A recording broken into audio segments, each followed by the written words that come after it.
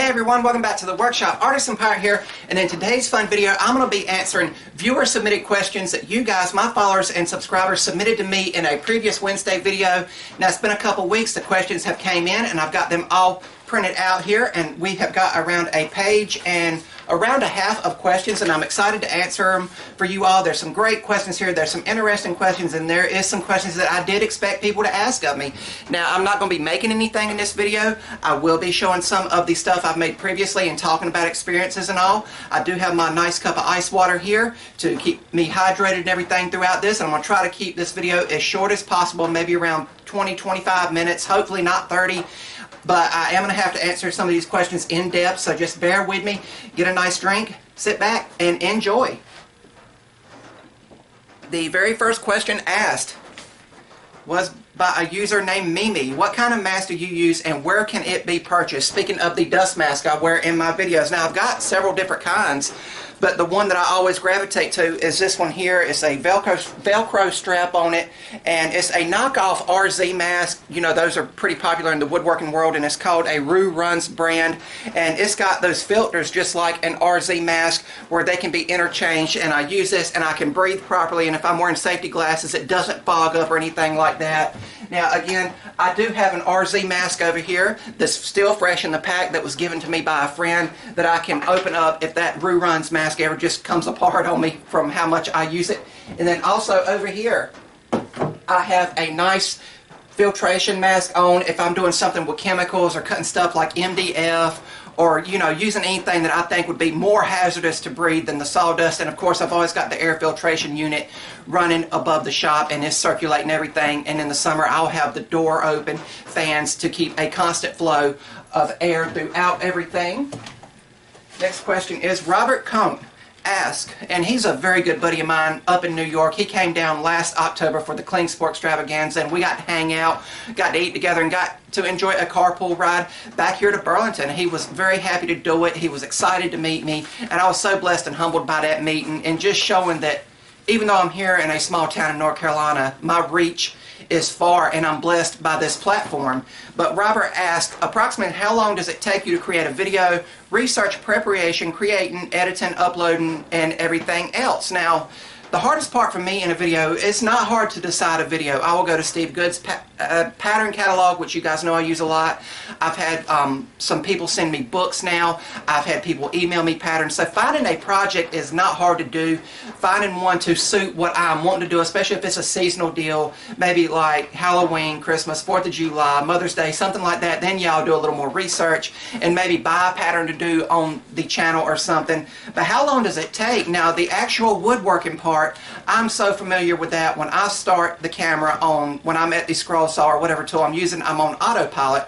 The hardest part for me to do on a video is the intro part, like where I say, here's what we're cutting out, and then there's the time-lapse portion where again, where I'm on autopilot, and all that's computer work where I'm speeding stuff down or slowing it down, putting music over it, putting a voiceover over it, you know, to where I can explain what I'm doing to where it's not boring you guys, my viewing audience.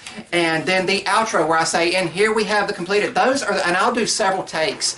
If anyone would ever want to know, like the equipment I use, how I go about things, the video editor I use, where I get my audio, stuff like that, please let me know. I'd be happy to do a Wednesday video on just the equipment side and my process of making these videos. But once everything is filmed, it takes me around, I will take my time with it because I want them to be presentable, if that makes any sense.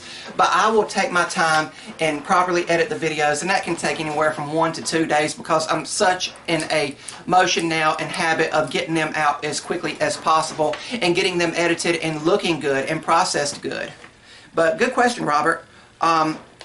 Hazel-Eyed Warrior asked, which project would you consider to be your favorite out of all the creations you have made over the years? That is a very hard one. I love all my projects. I have the scroll saw display wall over here. As soon as people walk in the door, they're like, wow, especially if they've never been here, you know. But the one that is probably my favorite, and I've said this in previous stuff, some people might have just missed it, is this Jaws portrait that I cut out on my scroll saw. And I cut this out on the older 16-inch Delta scroll saw, so it pretty much maxed it out. I cut it with number 5 straight blades. It wasn't no spiral blade affair. But why this is my favorite, because this is actually a pattern I designed, and I've done it in a very old school way. I printed out the iconic Jaws poster in black and white, and to this size, laid a piece of tracing paper over it, and then just traced out what I thought would look good for the pattern itself, and then I went about attaching that to the material and cutting this out. And I actually have a video on making this, but really, really cool. And it hung back here for years where the Artisan Pirate sign is, but when Lou at Crosscut Carvings, when he gave me this, that had to be in the intro of all the videos, because it is such amazing work for him to do that freehand with a router and not a CNC machine. But that is my favorite project, and again, all of them have a bit of me in them. I hope you guys can understand that, to where I'm happy with one, I'll be happy with a video, then the next video come out, and then I'm more happy with that, and then that's just my nature. But really, really cool. Michael asked, here in NNY, hopefully that's North New York, something like that. I have a hard time finding used hardwood, so I don't have to go to a big box store. Questions: how do you obtain yours, and do you look for old tables, as an example, that are so extremely messed up and not practical to repair that you break down and use? Let me know. Take care. Well, I'm actually fortunate enough to be near the hardwood store of North Carolina, and I believe they supply all of the Klingspor stores around me in North Carolina with their hardwood materials. They have a free scrap bin that I go up there and I'll pilfer, throw it out like I'm digging for treasure, like a pirate, you know, and I'll get off-cut chunks. And I've been very fortunate to get up there at just the right time, and it's not something, it's about 20 minutes from me, depending on which way I go on the road. And I'll just go up there when the mood strikes and talk to my friends up there, ask what they're working on. A lot of the men that are up there that do the breaking down and the planing down and the milling of the lumber that comes in are woodworkers themselves. So I was always happy to talk to people, pick their brain, but they do have a scrap bin. And to answer the other question, I have never broken down antique furniture. That's just something to me. I love antiques. I love antique stores, thrift stores, things like that. That'd be like, you know, like grating on me to like break down something that was made ages ago. That's just me personally. If you guys want to go about that, by all means, you know. But it's just something that I have not personally done and never been given anything or offered anything to be broke down to be used, if that makes any sense. And then I also use a lot of pallet wood. You guys know in the train room I've done the rustic pallet walls all the way around. And then I also do a lot of pallet panels for CNC use. Really cool. Charlie Armstrong, in selling your product, do you sell more online or at craft shows? I do a lot of craft shows and run a flea market. That's really cool. I love flea markets too. Anyway, thank you for the inspiring videos that you are doing. Can't wait for the next video. Take care. Charlie, I sell more by word of mouth now. Keep in mind, YouTube is my main platform, and that's where I'm at mostly, so I take very limited custom orders. The main things that I do make are the keychains and custom 3D printed night lights, which I'll show you here in a little bit, but a lot of mine is word of mouth and through social media. Social media is a powerful tool. I try to use both my Instagram and YouTube in tandem together to promote each other, and that has helped me generate more stuff, and I've been blessed. I've shipped out orders to Canada, down to Mexico, across the pond to England, all the way out to California. So I'm blessed and humbled to have my work reach so far, but really, really cool. And if you guys hear anything on the roof, the workshop does have a tin roof, and it is a rainy Carolina day. If the rain picks up to where it's not practical for me to talk, I will pause this video and pick it right back up, hopefully the same day. Marty's Ramblings. Now, Marty is a fellow scroll sawer in YouTube. He has a great channel where he does stuff and talks about his adventures. He is a long haul trucker, which means like he would pick up stuff here in North Carolina, take it all the way over to California. It's just one of those type jobs he has. And he's based out of Minnesota, and he was actually in my area a couple weeks ago, and he messaged me. He's like, hey man, I know it's short notice, but I'm going to be in your area for around an hour or two. Can we please meet up, maybe do breakfast or just get coffee and talk about our work and get a picture together? And I was like, absolutely. So we arranged for it, and we met. I posted the picture on my community tab over here on the YouTube platform, and he has asked a lot. He's like, here are fun few questions. Which state would you like most to visit? What do you like most about trains? How did you get started acting, being the pirate, you know, for the pirate gigs and all? And what other activities do you like to do with family and friends? I love going out to eat and trying new restaurants with my family and friends, or just us going on a day trip. I remember A few years ago, me, my mom, my aunt, and my cousin, my first cousin, me and her, the grandkids, we hopped in the family car and we done a flea market tour around North Carolina. We got up early that morning, had breakfast at Biscuitville, and just kept the road hot, you know, just going to that. And I love adventures like that because we had a lot of genuine laughs and it wasn't forced conversations, and we were talking about memories and things like that. I do love doing that with family. What state would I like to visit? I would like to visit the Smithsonian in Washington, D.C., and maybe I can work it out maybe to where there's an Amtrak trip in store to go up there and tour that. I do know it also stops in Pennsylvania. I'd love to go to the Strasburg Railroad. There's a lot of places I want to see, both here in the States and abroad. And you guys know I love history. I'd love to see the narrow gauge railway in Colorado, and that's all the way across the Mississippi, close to California. I'd love to go to California and tour the historic celebrity graves. That's just something I like. I follow this channel called Hollywood Graveyard, and he has got access to some of the graves that us, just general public, general people, would not otherwise get to go to, you know, just from the connections he's made doing that type of video. But that is also cool. What do you like most about trains? They're industrial. I like that. The Carolinian Amtrak route runs this way across the neighborhood. You will sometimes hear it in the video if this video goes out longer or prolongs and is longer, is what I'm trying to say. You will probably hear the train coming by, hear the horn off in the distance. The train station is a mile that way. So they've always been a part of my life, and the thing is, I never thought I could have a model train room because I thought of, you know, the money involved. I was collecting Hot Wheels at the time, you know, but I thought, you know, I went to my first train show in March of last year, so it's coming up on a year anniversary that I went to my very first one. And I seen how cheap you could get into the hobby, get a set, get some track, and get some things going. And that just reignited my love for model trains and railroading in general. Then November of last year, right before Thanksgiving, me and a buddy took our first Amtrak trip, and we were like two kids on that trip. I'm telling you, we had a great time. And it's just, the trains help build the country. And that is something I think a lot of people forget. You know, they think, oh, the almighty automobile was the thing that done that, and then it wasn't. It was the locomotive. And you know, I like old-timey steam trains. Flying Scotsman is my favorite train. The A1 Pacifics, the Gresleys, the Pecketts, the Terriers, the E2s, old classic looking steam trains are my favorites. But also, what got you started out being a pirate? Now, I was still at the Boys and Girls Club then, and we were going to have a fall festival. We had one the previous year, and the previous year we just got some bounce houses, had a nice little food concession stand out there, and played music and danced. Well, this next year they wanted to up it. The boss come down and said, look, you all have to dress up. Well, right before that I had been sick and been out for a week. I had one of those like summer flus. It was like going right into the end of August, and I mean, I just got sick, you know, and I had let my beard grow out a bit, and I had my bandana, and I had let my hair down. It wasn't even in a ponytail when I finally got the all clear to go back. And I was sitting there because my energy was still getting built up, and I was leaning against the wall and just watching my group, and you know, one of them walked by and said, you look just like a pirate. Well, then the next day we got the notification that we had to dress up, and I thought, okay, they've been calling me a pirate because of the beard and all, but if I'm going to play a pirate, I got to play one that everybody instantly recognizes as, and I've done it as a joke, believe it or not. I've done it as a joke, and it stuck, and I've been doing it ever since. I think the first year I done it was 2014, 2015, something like that. I'd have to go back and look at the dates on my pictures.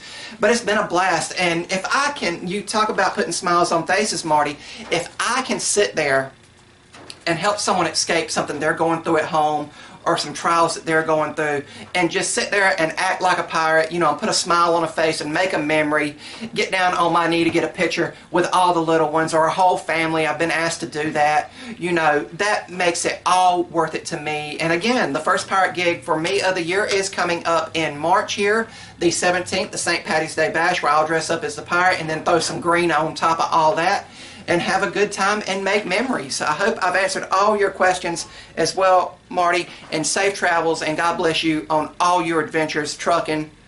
Dave asks, other than revolutionary ply, what other woods do you like to use? Also, what thickness? Love your videos, very informative. Thank you for this question, Dave.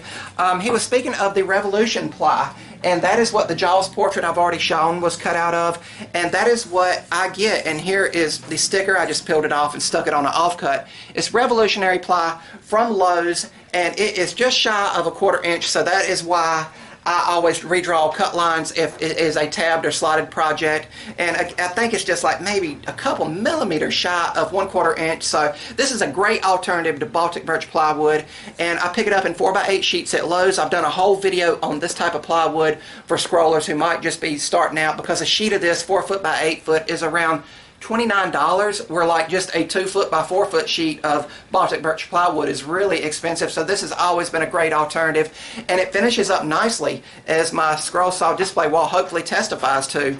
But other than that, I like scrolling pine. I think pine is a very underrated wood to use. I like cedar. I like the smell and the texture of it. I like doing oak, and I like poplar. I think poplar is a very underrated wood, and mostly 3/4 inch thickness. But now, if we do something a lot thicker, I will usually just rip down a 2x4 and go about it like that, because again, I don't specifically go out and shop for exotic woods. I love the beauty of them, and if I'm lucky and fortunate enough to get some scraps from the hardwood store, I will tinker with them and play around with them, usually on the lathe, or mill them down for scroll saw use.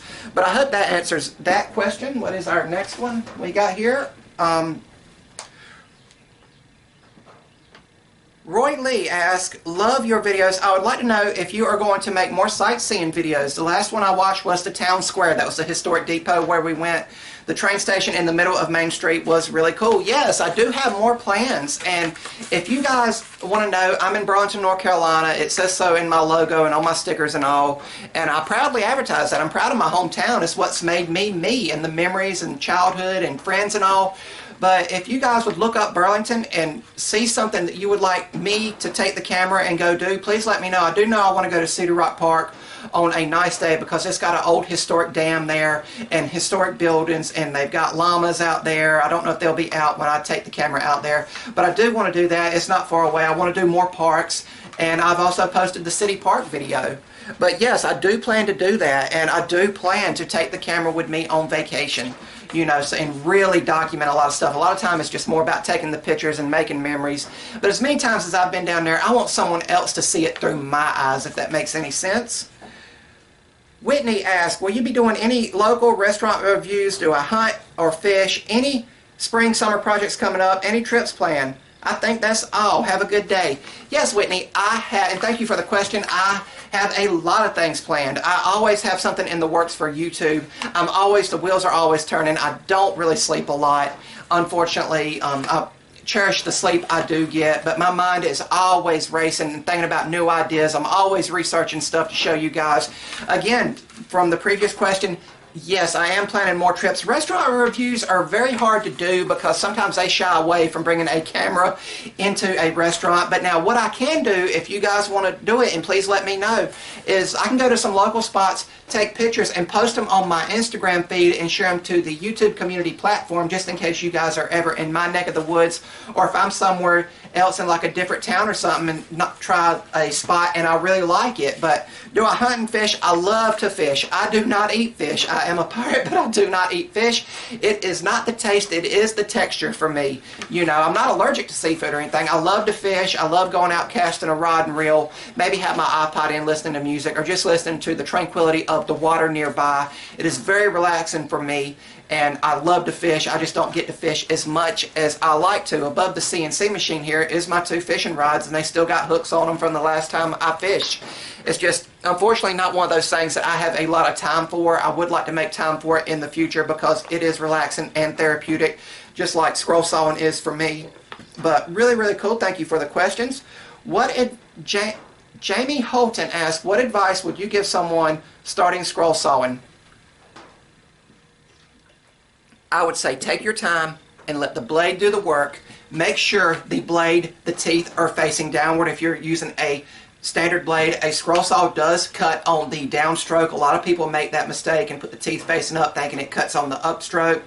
Proper blade tension, of course. And also, if you are available, if you've never tried a scroll saw, please seek out or find someone local that has one, and a nice one.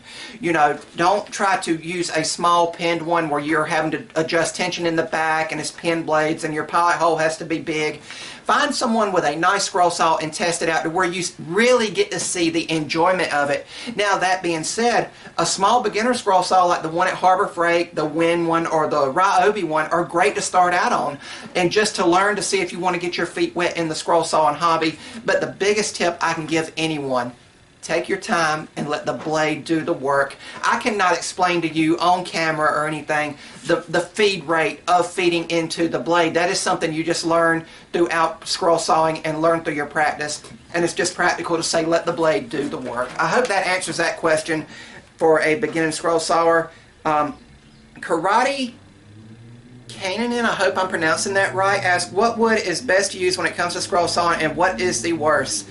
That is really a toss-up. Again, I just talked about like the revolutionary ply, and as long as you keep a sharp blade in your scroll saw, that scroll saw blade will fly through material and, you know, fly through the revolutionary ply. I like pine. A lot of people think it's brittle. They think oak is brittle when scroll sawing it. I know I scrolled out something and said it was oak, and everybody was like, wow, it's brittle. Didn't anything break off? And I'm like, no, I just, again, took my time and let the blade do the work. I love scrolling cedar. Again, that's another one that can be brittle and chip off. But again, it's all what you're used to and what's available in your local area. I know something that's available in California is redwood. You know, that material, I've never had the opportunity to work with it or scroll with it because I'm on the East Coast and it's not available at my big box stores. So it just goes to like what is available in your area and what you are comfortable and have used most. With me, it's the revolutionary plywood that I pick up at Lowe's. CW62 asks, could you please give details about the bigger scroll saw you use, the brand, table size, etc. What do you like about it, what you don't like about it, any modifications you have made on it? And that will complete page 1 of the questions when I answer this question here, and we'll just have these to go through. To answer that question, this is over here. Here, let me, sorry guys. Turn the camera there. This is the Delta 4694 table saw. I believe that's the model number. I love it. It's got a teardrop shaped table, so if you're cutting out something bigger, it's supported back here. The older 16-inch Delta I had just a round coin-like faceplate to scroll on, and if I was scrolling something bigger, it kind of want to bow off at the back. So I love the teardrop table. I love how quiet it is. I don't need to wear ear protection, but if I have the CNC, the laser, the air filtration unit, and music running, I will still wear ear protection when I'm at my scroll saw.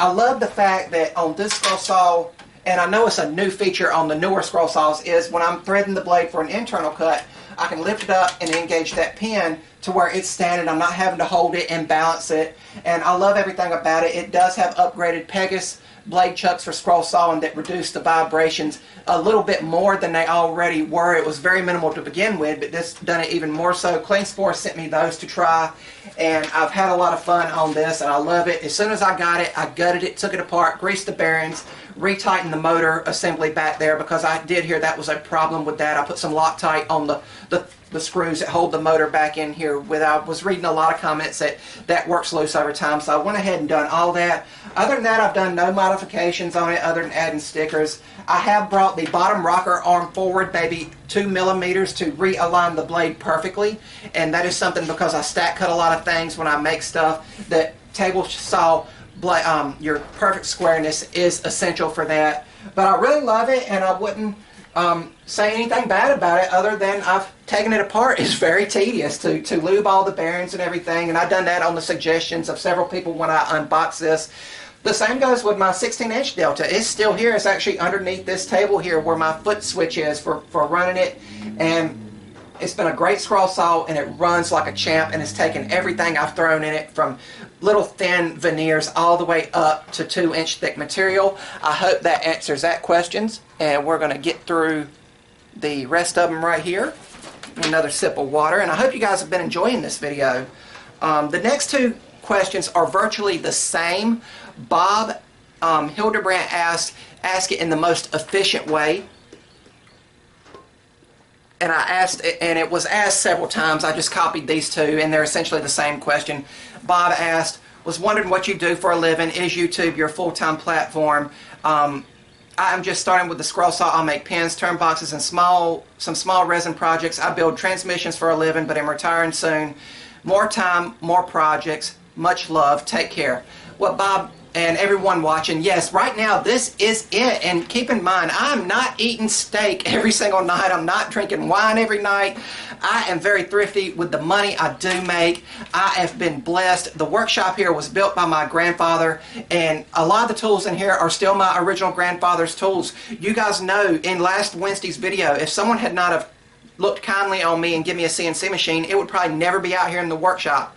The air compressor was my grandfather's. The router table was my grandfather's. The original 16-inch Delta scroll saw I just mentioned was one he bought for me back when I started doing it. The drill press was my grandfather's. The bandsaw here was my grandfather's. You know, and all the various hand tools that I had to sort through upon his passing, sadly, all those were his. The only things I have really picked up personally, and the rigid belt and spindle sander was actually bought for me for my birthday. So I have been blessed. I have been fortunate.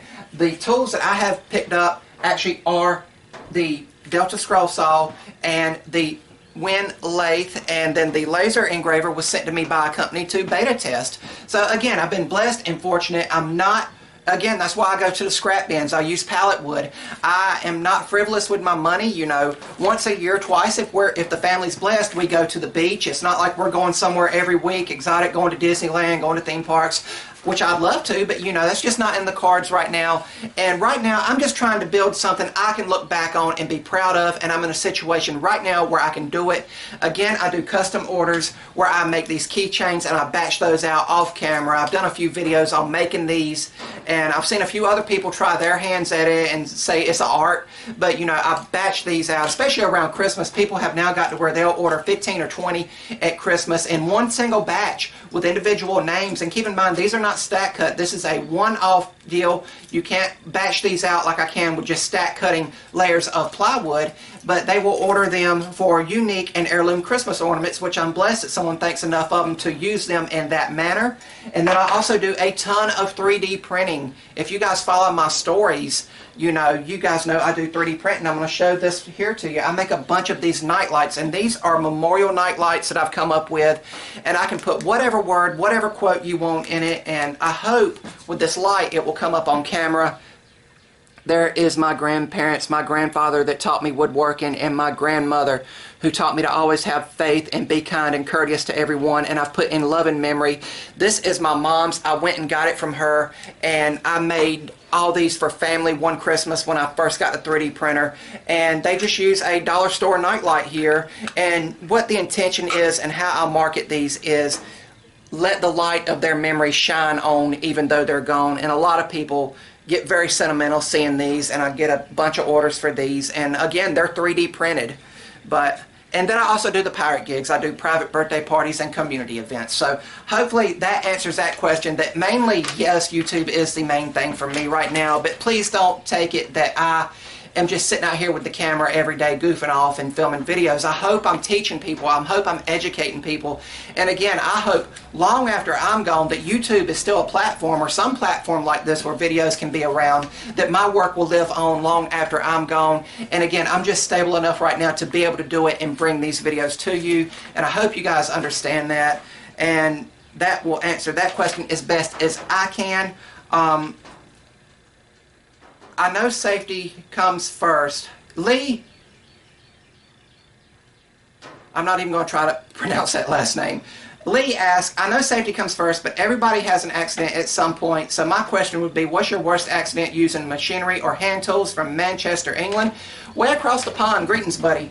But yes, I have had one, thank God, just one major accident way back when I started when I was 14. Nowadays, it's just a little nick or something on the scroll saw on the fingertip or something when I'm scrolling out a small keychain or something like that. I do know there's jigs. Robert, who asked a previous question, actually made me the actual compound cutting jig, for holding things and get a bigger grasp on it, and I tried it, and for me right now at this stage I don't need it. Maybe when I'm getting older and I can still do this, and the scroll saw, I'm having a harder time holding smaller things, I can do it. But yes, I have nicked my fingers, but it's never been nothing bad on the scroll saw. It's just where I can just sit there, put a band-aid on it, and keep on keeping on. The worst one was back when my grandfather was still living. He was just teaching me things, and it happened on a tool that you guys will know is not out here, and that is a joiner. I do own one. It was given to me by the same person that gave me the CNC machine, and it's in the building that's behind this wall. It's on rollers to where I can just roll it out if I need to use it, and then just roll it back into that building. The building has an earth floor, so it's just a matter of just going there, rolling it out in the yard, using it, and then just cleaning up after, because it don't have no dust collection. But when I was 14 years old, just learning, my finger got caught in a joiner, and it's not my grandfather's fault. It was not negligence on him or anything. It was just me being a 14-year-old boy thinking he knew it all. He had seen Grandpa use it. He showed me the process of setting it up, running material through it. He used a 2x6 or 2x12 just to show how to keep your hands away from it. Well, I picked up a piece of 3/4 inch pine thinking, oh, I'm a hot shot, I can get more out of this, and I paid the price. And you can see now, there is the result of that damage, that one finger there. And if you guys ever see me holding anything on camera, and I'm holding it like that with that finger up, that is why I don't have that middle knuckle no more. It scooped it out. At 14 years old, I was traumatized. It happened right as summer was getting started, and I had to go through the whole summer with like a brace that braced all this in, and it seemed like it took forever to heal. And it is very sensitive. There is no fat on the pad of that finger. I essentially don't have a fingerprint on that finger, ironically. But if I'm getting out a shirt or a bandana out of the dresser in the morning and I go to close it and this finger isn't in and I grab it, oh my gosh, that is such pain. It about makes me sick, because again, it's just a nerve there under the pad. But the doctor's done the best they could to fix it. And as you see there, you know, I'm trying to show it best. You see, I don't have that middle knuckle. It just does that, you know. So, and thankfully I'm left-handed, you know. But again, it wasn't negligence on my grandfather's part. He turned his back on me. I flipped it on, seen the piece of pine, and thought, oh, I'm going to do this. And when I flipped it on, he said, be careful, because I think he was feeding the wood stove, if I recall. And again, it was nighttime, and God bless him, it traumatized him. When we got back from the hospital that night, it was like being in hospitals. It was like 2 in the morning. I'm still wide awake, and I'm still kind of like, you know, traumatized by this. Spent most of the night in the ER with my mom. She went with me on the ambulance, of course. It wasn't a situation where you get in the car and go sit. They took me right in, started numbing it and everything. And he cried. He cried more than I did when it happened, actually, because to me, you know, I'm wondering, you know, what the process is going to be. Curiosity. Now, I was sad it happened. Don't get me wrong. I wish it was still the full finger, because as I get older, my grip, you know, that's why I wear gloves a lot of times when you see me doing stuff, because my grip, my hand does not form that full like lock and grasp no more to, you know, like pick up stuff and hold it. But again, he cried a lot more than I did. And he told me right then and there at 14, he said, if you do not want to do woodworking anymore, he said, I'll lock the shop up and we'll never go back in it. And at the time, I thought, yeah, I ain't going back out there, you know. But he, you know, a couple weeks went by, and I still wanted to scroll saw, even with that brace on. And that's where I've got so good scroll sawing with like one hand on the little clips I filmed for Instagram or something. You know, I was out here scrolling, you know, with one hand, you know, and had this other hand up here back then, you know. And he watched me like a hawk after that, you know, until, you know, I finally got burnt out on woodworking, because after the hand healed up, I was 14 going on to 15, hormones kicked in, you know, puberty really went into overdrive, and middle school was kicking off, middle school going into high school. I wanted to be with people my age, hanging out at other places and everything, you know. So then I got burnt out, and then when he passed in December of 2012, it was just 10 years this past December, and it was really emotional for me. When he passed in 2012, January 2013, about a few weeks after, I just wanted to come out here and have closure. And, you know, not intending to get back into this full time, and look what it's blossomed into, you know. But I just kept on keeping on, and I hope that answers that question. And every time I look down at my hands when I'm scrolling, I think of him, you know, or doing something, and I remember him. And that is ultimately why a joiner is not in this workshop. Now, the one that the accident happened on is no longer on the property. It was giveaway. It was actually my great grandfather's on my grandma's side. Joiner, and it was one of those where you bought the tool, bought the motor, built the frame yourself. And again, you know, it's just one of those life lessons. I'll just say that, you know. Can you explain the different train gauge sizes and what do you have? Okay, a train question, which I'm glad they're having. Now, mainly what I run and what I show clips of are called HO scale trains, and that is this right here. This is a Bachmann steam engine, and he proudly runs along on the tracks. And then there is O gauge. This is something else I have. This was my childhood train here that my grandparents bought me. So you can see the scale size difference, and what it is O scale, HO scale, and HO scale is just abbreviated as half O, so it's shrunk down to half the size of O scale. Now, O scale is what is up at the Mebane train display where I'm now a member at, and I go and help them out. And we've got our train show coming up soon, so I'm really excited to do that, and I should be helping this year, you know. But really, really cool, and I would love to do totally O scale. It's just I don't have the room for it, so HO scale is the way to go, and it is the most popular size. Now, there is also smaller scales than this. There is N scale and Z scale, so it just steps down the size and crunches it down with each scale.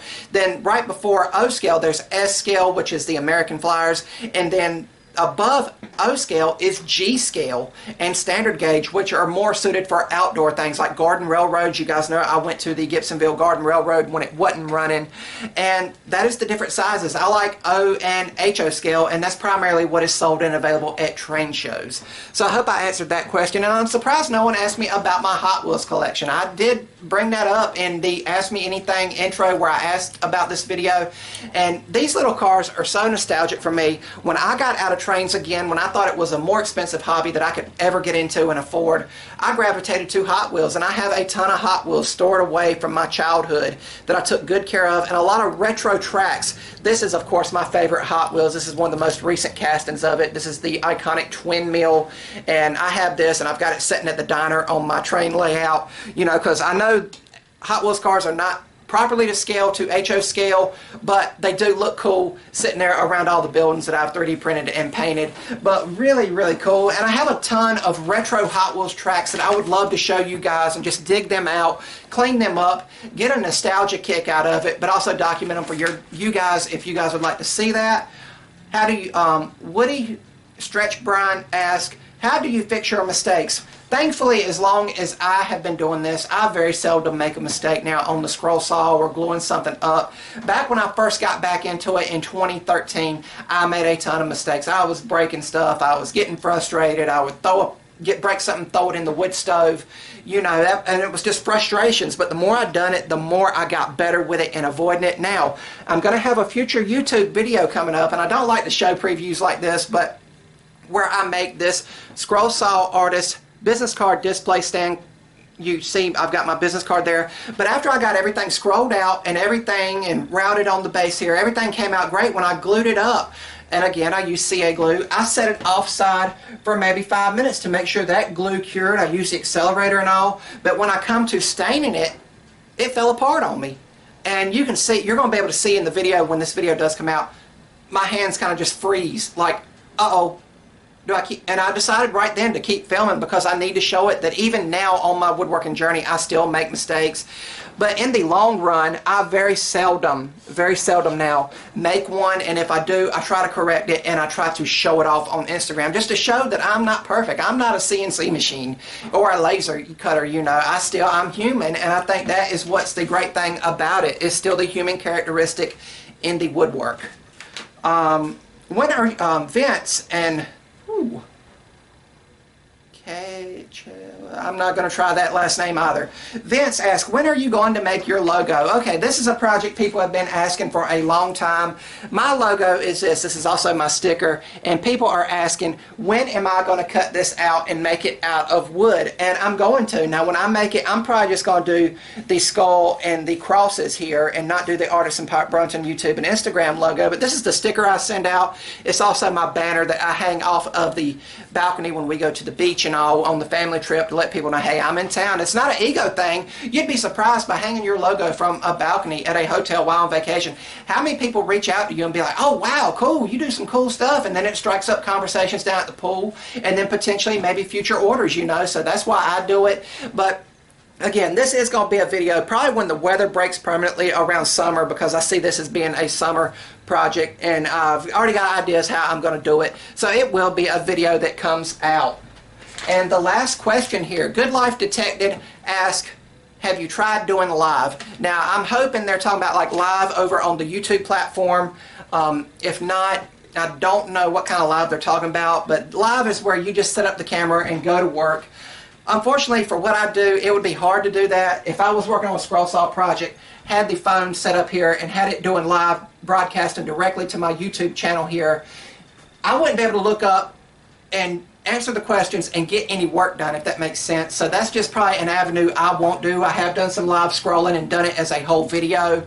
But I hope that answers that question. I hope that satisfies everyone's questions. Let's continue this going down in the comments. I love a video like this, and I'll probably do another one in a couple years, a year and a half or so, to where we can reintroduce ourselves to each other. I'm thankful for all the questions I've got, and I'll put these questions this year in a file folder and keep them all on hand just to look back at the amazing questions that were asked. And I'll probably go back and watch this video and see how I answered and responded to the questions and see if I'd have done anything different.